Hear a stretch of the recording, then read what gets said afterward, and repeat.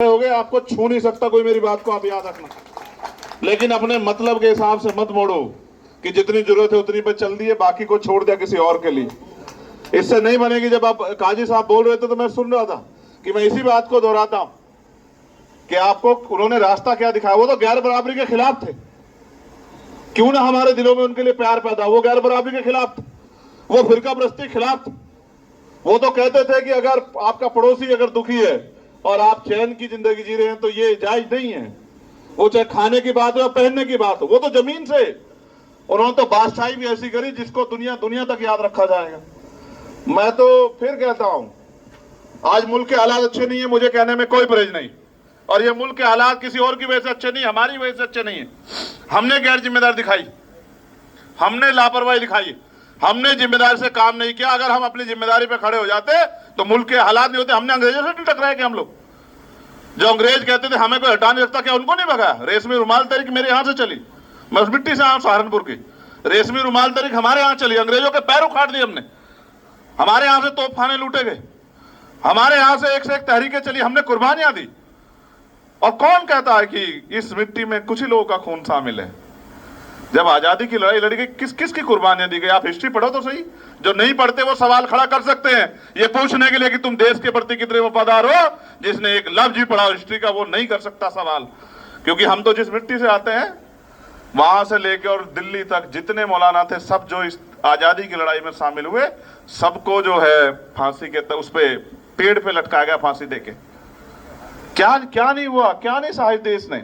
और आज हम अपने देश में, भाजपा के अच्छे लोग हैं, मैं उनको बुरा नहीं कहता, इस मंच से मैं कहना भी नहीं चाहता था, लेकिन भावनाओं को उभार कर आप वोट ले सकते हो, लेकिन जिन लोगों की समस्या हल नहीं कर सकते। जो ताकत प्यार से मिल सकती है वो कभी विवाद से मिल ही नहीं सकती। मैं आपसे भी कहना चाहता हूं, यहां बैठे हर शख्स से, आज अगर कोई हक की बात करेगा, चाहे मौलाना सलमान साहब हो तो जेल जाएंगे। आज कोई अपने लोगों के लिए बात करेगा, मौलाना कलीम साहब हो, जेल जाएंगे। दिल्ली में जिन बच्चों को जेल में बंद किया गया उनकी आवाज उठाने वाला नहीं है कोई। उमर खालिद है, तमाम जो लोग वहां बंद है, कोई उनकी आवाज उठाने वाला नहीं। तो अगर हकों की आवाज उठाने, जो हकों की लड़ाई लड़ रहे हैं उनकी आवाज नहीं उठेगी तो फिर कौन लड़ेगा? हर मां चाहती है शहीद आजम भगत सिंह और चंद्रशेखर पैदा हो, लेकिन हो पड़ोसी के यहाँ, क्योंकि शहादत देनी है। ये मुल्क कभी शहादत से डरा नहीं है। और मैं आपको भी कहता हूं, आप आगे बढ़ के चलो, आपके हाथ पकड़ के हम लोग खड़े हैं। जहां आपका पसीना पड़ेगा, अगर हमारा खून भी वहां पड़ा तो हम बिल्कुल ना नहीं करेंगे। लेकिन मैं आपसे फिर कहना चाहता, मुल्क हमारा है, किसी के बाप का मुल्क नहीं है, इस बात को आप याद रखो। और हमें नहीं देना किसी को मुल्क के, हम लोग कितने हम मुल्क से प्यार करते हैं, इसकी हमें किसी को जो है सिफारिश भी करने की जरूरत नहीं, किसी को प्रमाण देने की जरूरत भी नहीं। हम अपने मुल्क से प्यार करते हैं।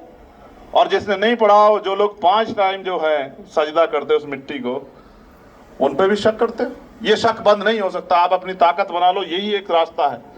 ये जमहूरियत है, आप पे ताकत नहीं होगी तो आपको जुल्म ज्यादती सहनी पड़ेगी। और मैं बोलता बहुत, मैं सच कह रहा हूं, क्योंकि मुझे इस प्रोग्राम की जिम्मेदारी मेरे कंधों पे। मैं 1 डेढ़ घंटे 2 घंटे बोलता हूं, मेरे साथी लोग जानते हैं, लेकिन उसका समय बड़ा बढ़ जाएगा।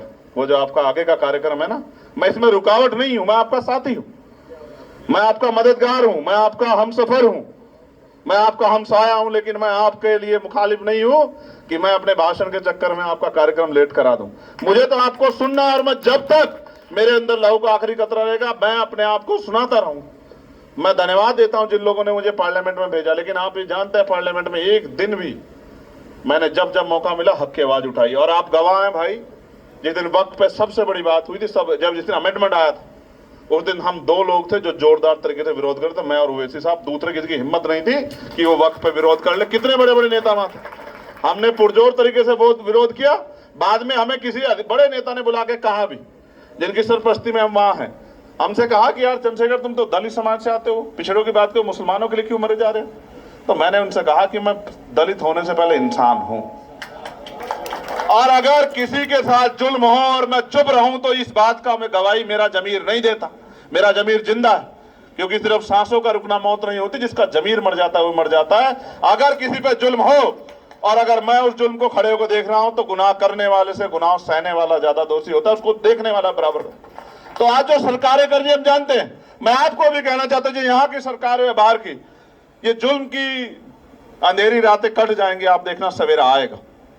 ऐसा सवेरा आएगा जिस सवेरे की चाह उन क्रांतिकारियों ने देखी जिन्होंने इस देश की आजादी के लिए कुर्बान है, जिन्होंने कुछ भी नहीं किया, जिनका नखून भी नहीं कटा, वो राष्ट्रवादी हो गए। और जिनकी पीढ़ियां जहां मौलाना कलीम साहब जिस उससे मिट्टी से आते हैं, वो जो गांव है उसके हर घर से एक शहादत हुई है देश की आजादी में। लेकिन आज तो मैं फिर कह रहा हूं, जिनकी नखून नहीं कटा, जिन्होंने मुंह से एक शब्द नहीं किया, जिन्होंने अंग्रेजों की गुलामी की, अंग्रेजों की पैरोकारी की, जिन्होंने अंग्रेजों से वफादारी की, वो राष्ट्रवादी हो गए हैं। और जिन्होंने कुर्बानियां दी, उन पे सवाल खड़े किए जा रहे हैं। घबराना मत मेरे साथियों, ये तो समय आएगा, इस तरह की परेशानियां भी, इनसे डरने की जरूरत नहीं। बस ये बात मैं आखिरी आपसे कहूंगा, संविधान के साथ खड़े होकर हम लोग इस लड़ाई को जीतेंगे। जमहूरियत है, कोई हमें नहीं हरा सकता, और हमारा ईमान पक्का रहना चाहिए। मेरी बात को आप याद रखें। जिस दिन आपने सोच लिया कि बस यही वाले जो खुद कहते हैं कि भाई हम ही सब मालिक है, जिस दिन आपने इनको मालिक समझ लिया, उस दिन आप हार जाओगे।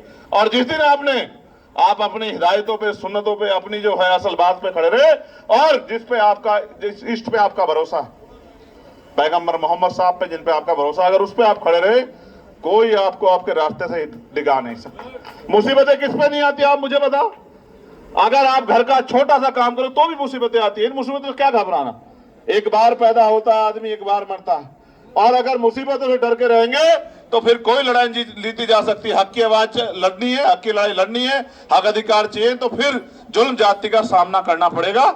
हम सब लोग एक हैं। और मैं चंद्रशेखर आजाद इस मंच से आपको विश्वास दिलाता हूं कि जब तक हम लोग हैं, अगर कहीं भी नाइंसाफी हो